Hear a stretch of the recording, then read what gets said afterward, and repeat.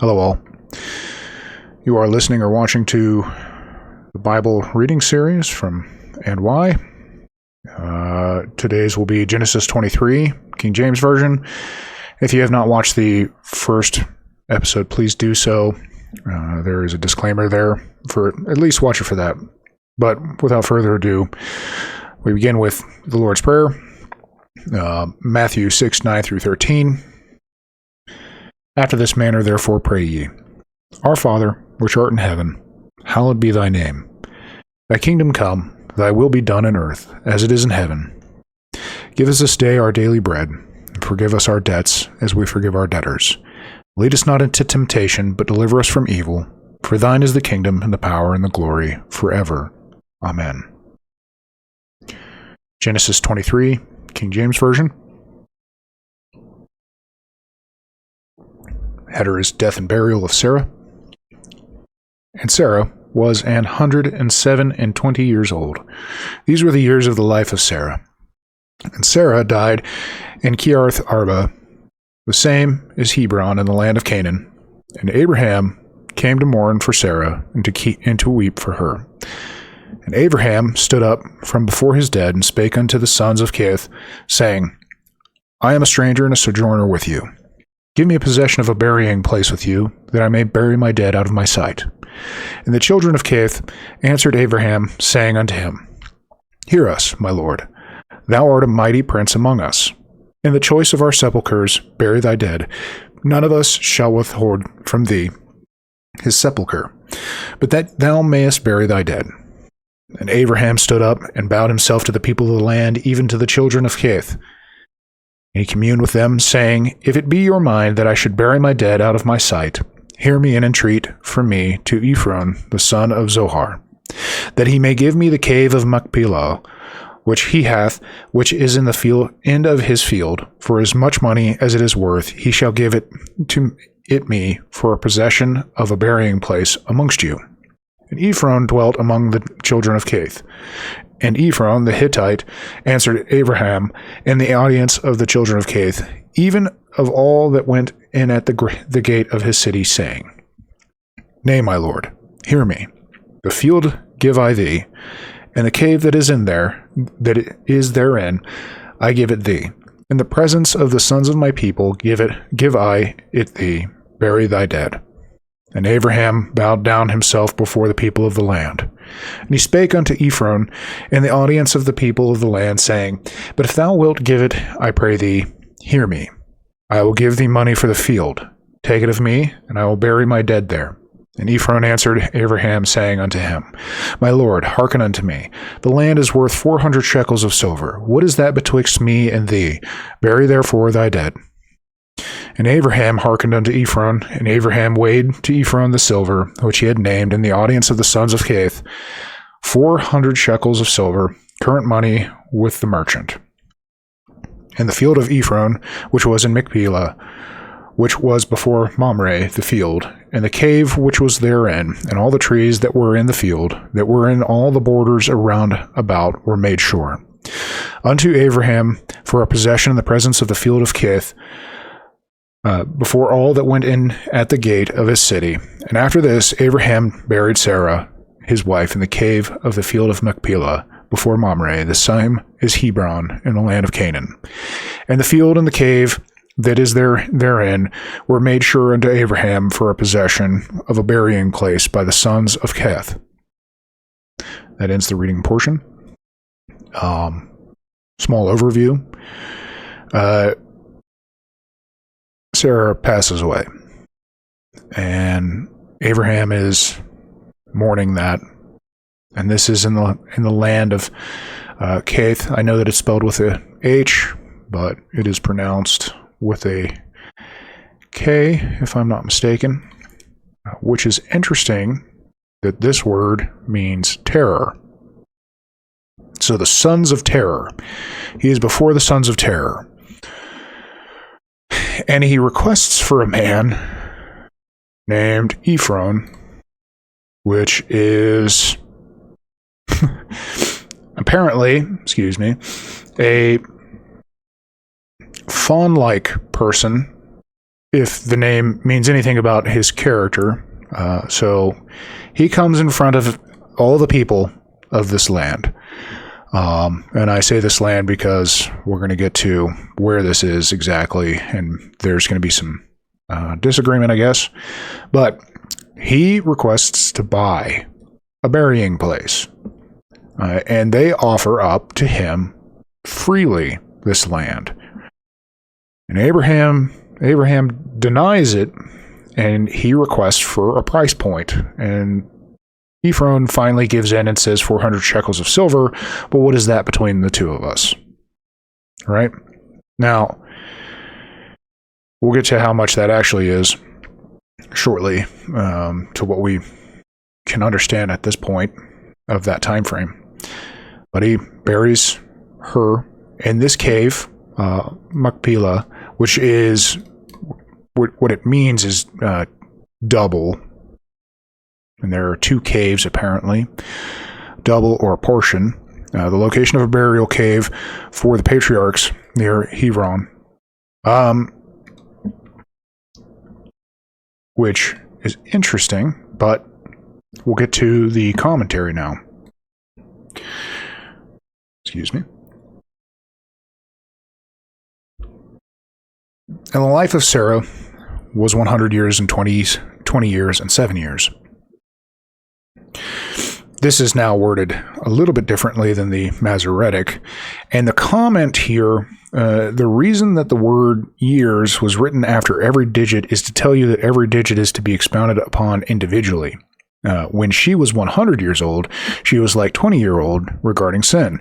Just as a 20-year-old had not sinned because she is not liable to punishment, so too when she was 100 years old, she was without sin, and when she was 20, she was like a 7-year-old as regards to beauty. Not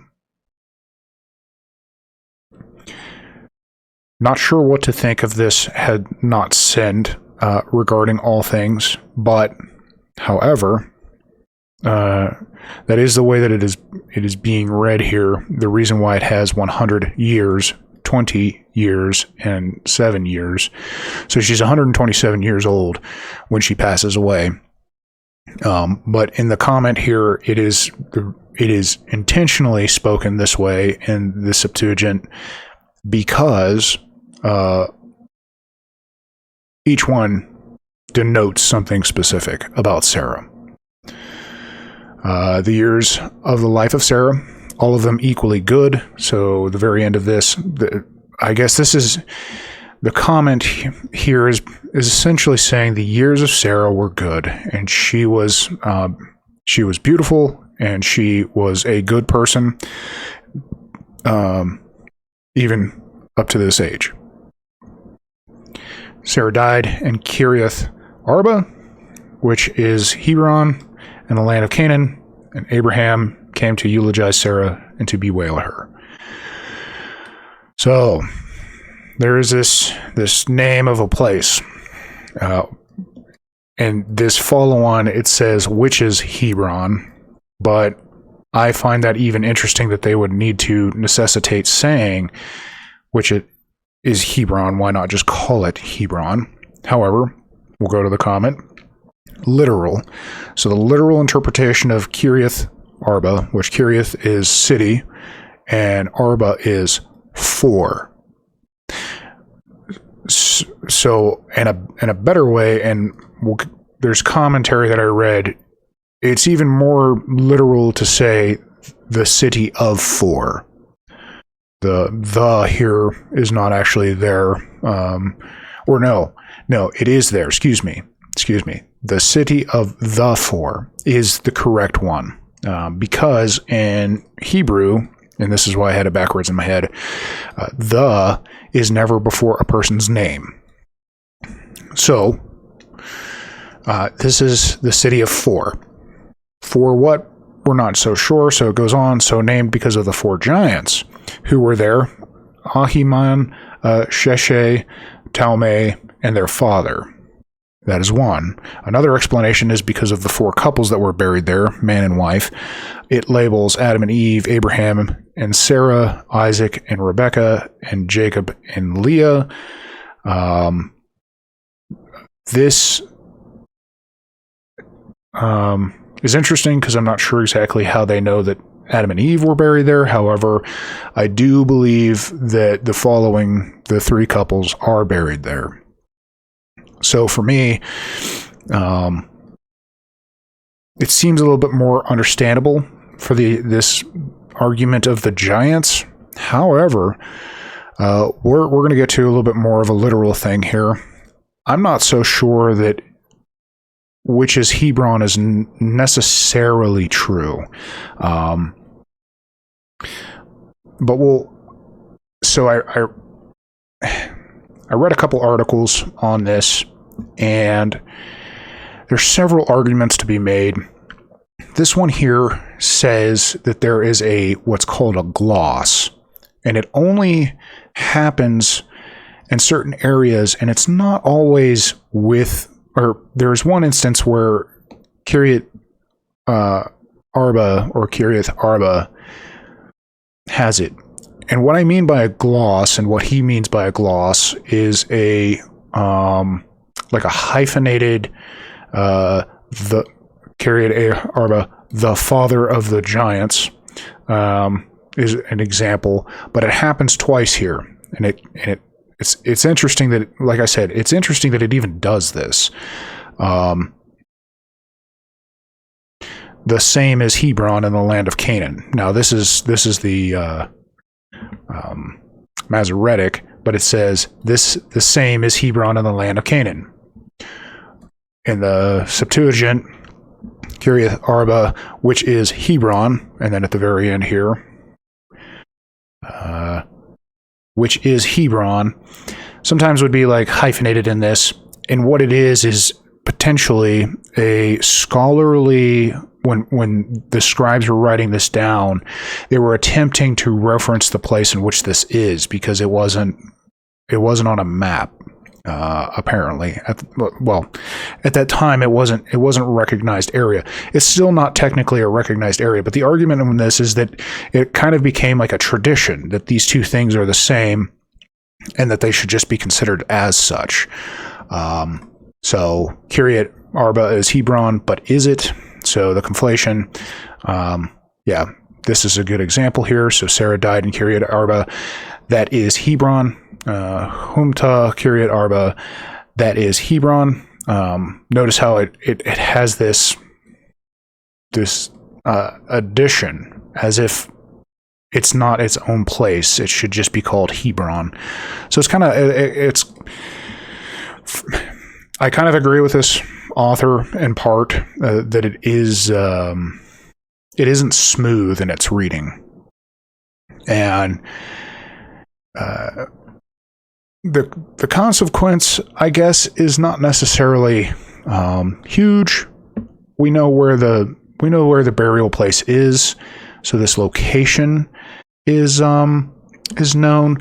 But I guess I just kind of I went down a rabbit hole here on a giant called Arba, which makes no sense, because what I was trying to figure out was, so Kaith, the sons of terror, and then this is now connected to four giants inside of the writing here. I thought it was interesting that it references four giants: Ahiman, Sheshai, and Talmai, and their father, which apparently their father doesn't have a name here, so he's referenced as Arba, but the argument within the article is that you never put the before a person's name, and so therefore when I got it all backwards, it is the four, so you would never say the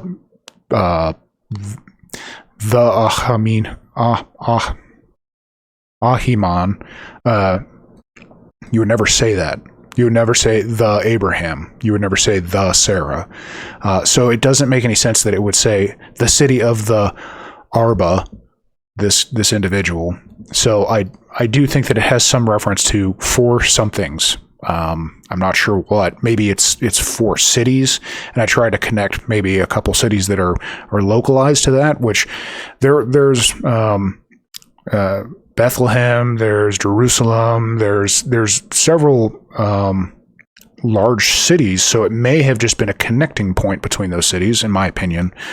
But it's all very interesting, except for the point that I kind of want to make through the overall thing is he's putting to rest his wife in a cave in which he purchases in a land of giants and people, the sons of terror, and yet he makes a resting place for his wife that soon is to hold some of the patriarchs like Isaac and Jacob in the future with their wives, right?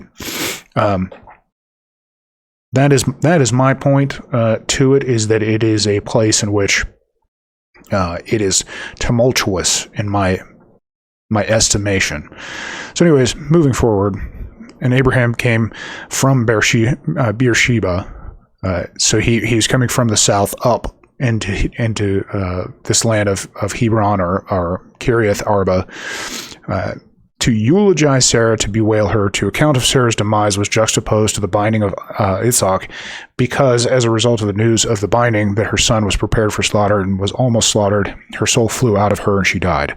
So possible, Sarah is 127 years old, and hearing that her one and only son was going to, come to this end would put some strain on somebody's heart, especially a mother who cares. And so, but Abraham now, standing up from his fallen, looks at the people and he says, "I am a stranger and inhabitant with you." So in the Masoretic here, it says sojourner, which makes sense. "Give me burial property with you so that I may bury my dead from before me. I am a stranger and inhabitant with you. I am a stranger from another land. I have settled among you. Consequently, I have no ancestral burial plot here." And the Midrash Agada states, "If you are willing to sell me burial property, I am a stranger, but if not, I will be as an inhabitant and will take it legally. For the Holy One, blessed be he, said to me, to your seed I will give this land." So he's looking at it as, this will be my land in the future, so therefore I should buy it, or that he is a sojourner, so he shouldn't be treated as a local, yet, if you treat me as such, I will buy it legally. So I can see that. Give me burial property with you. He's beginning to acquire the land, the possession of the land for a burial place. So they respond, "Listen to us, my Lord. You are a prince of God in our midst." Now this is a different piece here. I won't be able to catch all of them. There's, some, but they say, "Hear us, my Lord. Thou art a mighty prince among us." In this, it says, "Listen to us, my Lord. You are a prince of God in our midst. And the choicest of our graves, bury your dead. None of us will withhold his grave from you to bury your dead." Listen to a very interesting commentary on Sodom and Gomorrah this morning. And one of the interesting pieces that the individual brings up is that there is connectivity to other stories, kind of like the flood story. The biblical story isn't the only story of a flood of that time. So the Akkadians at that time are the people of Mesopotamia, 2000 BCE to 1500 BCE. They had another story of, and inside of their own mythos, of a destruction from the gods that came from the sky of this time. Now, it's a little bit different than the biblical narrative, obviously, written by different individuals from a different mythos. But the point is, the people of that time period saw something. They saw something radical happen before their very eyes. And here, Abraham has come from that land. So I could see them seeing him as this person that is worthy of respect.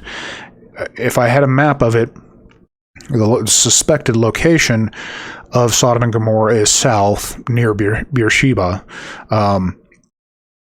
not all the way down into Egypt, but in that rough area. And so he has come up from that land. And not only so, he's healthy and his people are good. So I could see them saying there's something to this individual, and he must be of the gods of some sort. So that is one way, at least in my opinion, that could be read about that. Excuse me. But just making reference to the fact that these individuals saw Abraham as a significant individual. So they may be actually in fear of him at this moment and why they're willing to give up the land. But Abraham wants to make good on this. He wants to make sure that this is done properly so that nobody can come back on him, in my humble opinion. But it also establishes something else. We'll get to it in a second. None will withhold. So the commentary here, will not withhold, as Psalms 40:12, you will not withhold your mercies, and similarly, and the rain was withheld.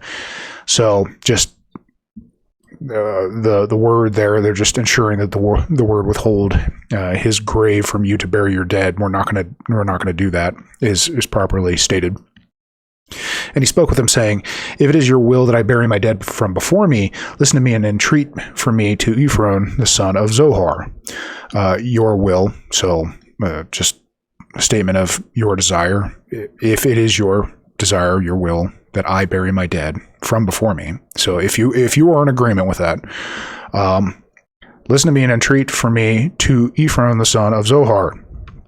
Just an expression of entreaty, so will you hear me out, that he may give me the Machpelah double cave, which belongs to him, which is at the end of his field, for a full price. Let him give it to me in your midst for burial property. Double, a structure with an upper story over it. Another interpretation is what was called so because it was doubled with couples. That's possible as well. So either or seems pretty agreeable in my opinion. It could be both at the same time. Certainly if the three, at least the three patriarchs, I'm having personal doubt of Adam and Eve, but we'll leave that be. For a full price, meaning its full value. So did David say to Araunah for the full price? So he wants to buy this for its appropriate price, so he cannot be called a swindler or a scoundrel. He wants to buy it for what it is worth, and not be given it. Now Ephron was sitting in the midst of the sons of Cath, and Ephron the Hittite, which is, I believe, a son of Ham. That may be incorrect, but the Hittites were notoriously the Hittites are a northern people. Like Egypt is southerly, the Hittites are the northern people, north and northwest. Answered Abraham in the hearing of the sons of Cath, of all those who had come into the gate of his city, saying. Now Ephron was sitting. It is spelled defectively. It can therefore be read in the past tense, meaning that he had just sat. On that very day, they had appointed him as an officer over them because of the importance of Abraham, who needed him. He rose to an exalted position. So because he is now dealing with Abraham, that he is brought into this position of officer, a status of being an officer. Of all those who had come into the gate of the city. So for they all left their work and came to pay their respects to Sarah. Maybe I could see that. I could also see that, some man is wanting to buy the land, so the people are interested in why, and possibly to pay respects to Sarah, because if she is a known, respected person, then it's understandable. And like I said before, if they came from the land that literally just got annihilated by the gods, she may be considered likeness to Abraham. No, my lord, listen to me. I have given you the field and the cave that is in it. I have given it to you. Before the eyes of the sons of my people, I have given it to you. Bury your dead. No, my lord, you shall not buy it for money. I have given it to you. It is as though I have given it to you. So this fawn-like man, Ephron, meaning fawn-like, is just giving him over this land. This gets interesting to me because of the price point, but we'll get to that. And Abraham prostrated himself before the people, or bowed down to them in the King James. He spoke to Ephron in the hearing of the people of the land, saying, "But if only you would listen to me, I am giving the money for the field. Take it from me. I will bury my dead there. But if only you would listen to me. You tell me to listen to you and to take it gratis. I do not wish to do that, but if you would only listen to me, if only you would listen to me." So these two different variances. Rashi explains that the word is this equivalent to if only. So just ensuring grammatical correctness here. I am giving, or literally, I have given. So to read it, I am giving the money. I have given the money for the field. It is ready with me. I wish that I had already given it to you. So he's saying that I intend to give you this money. And Ephron replies, "My lord, listen to me. A piece of land worth 400 shekels of silver. What is it between me and you? Bury your dead." Between me and you, between two friends such as we are, of what importance is it? None. Rather leave the sale and bury your dead. Interesting, because that would mean that Ephron, maybe because Abraham requests Ephron out of the people. That's that they know each other and are friends.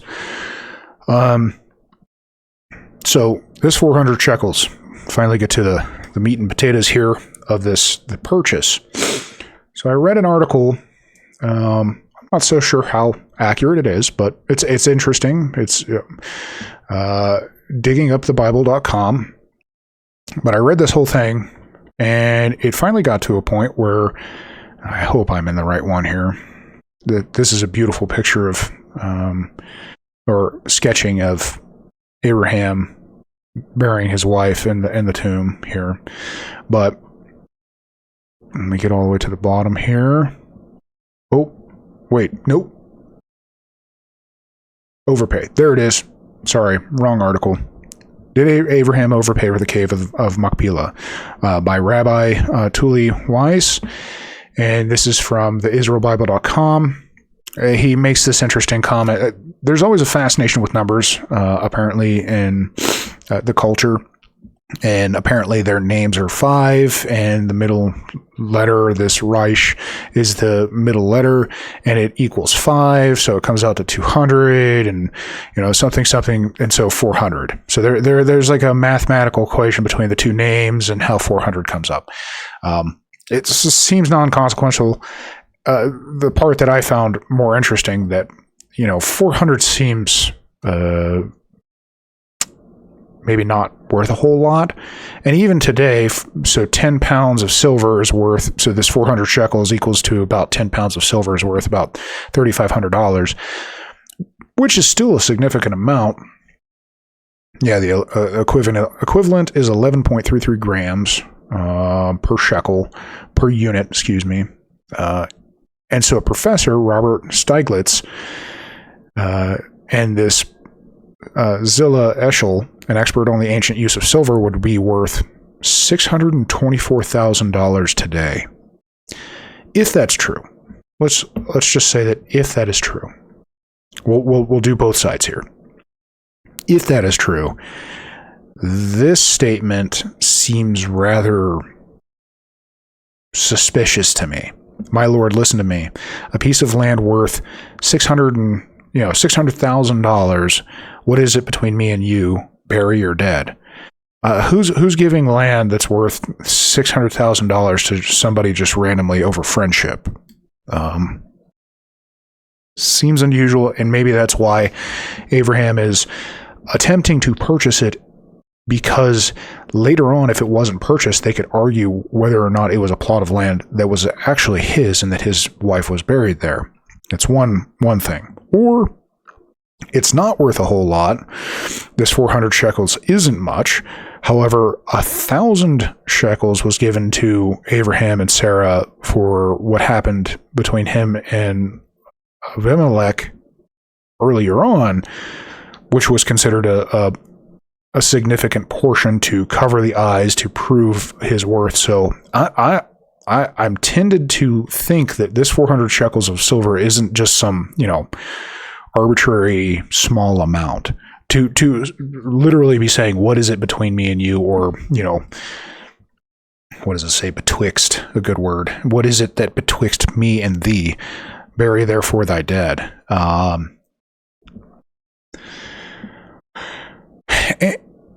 Either way,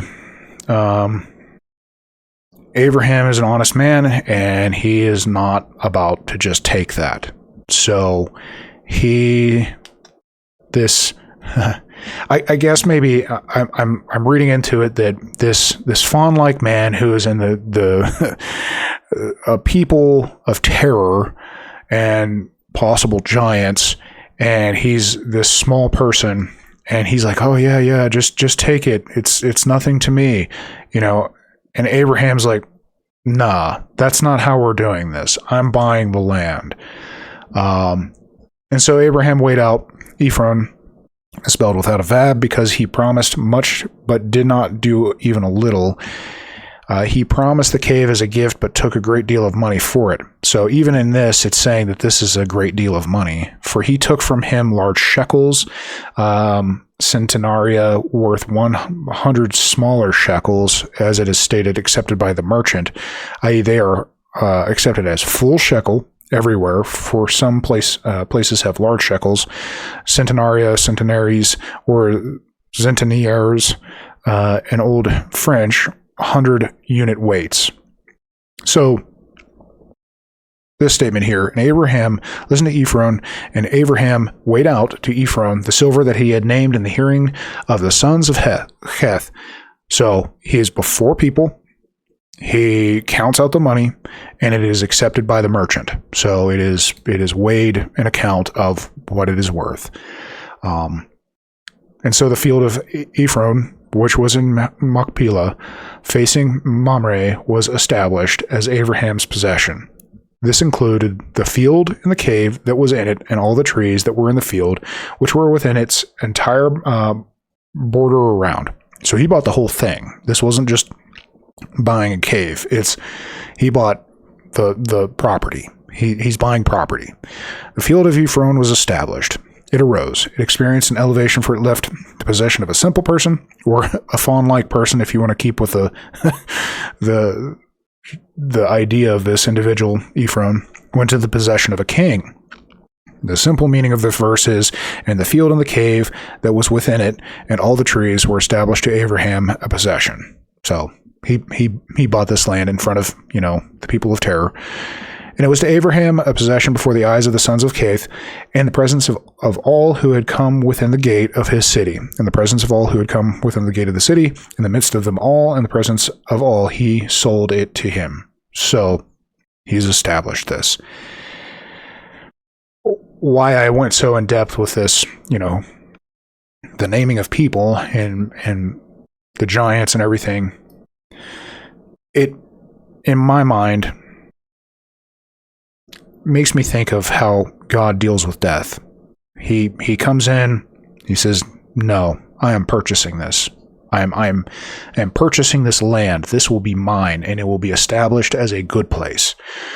Even though Sarah has passed, it will be a place of the Lord. It even references him as listen, my Lord, you're a Prince of God in our midst. So another person that comes along that is considered a prince is Jesus. And so therefore he purchases the burial ground of us.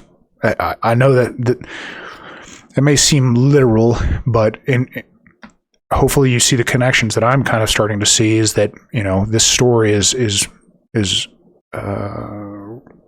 looking forward in time as well, but also even in this time frame, even at this point, this story is an expression of God and how he deals with us when we pass.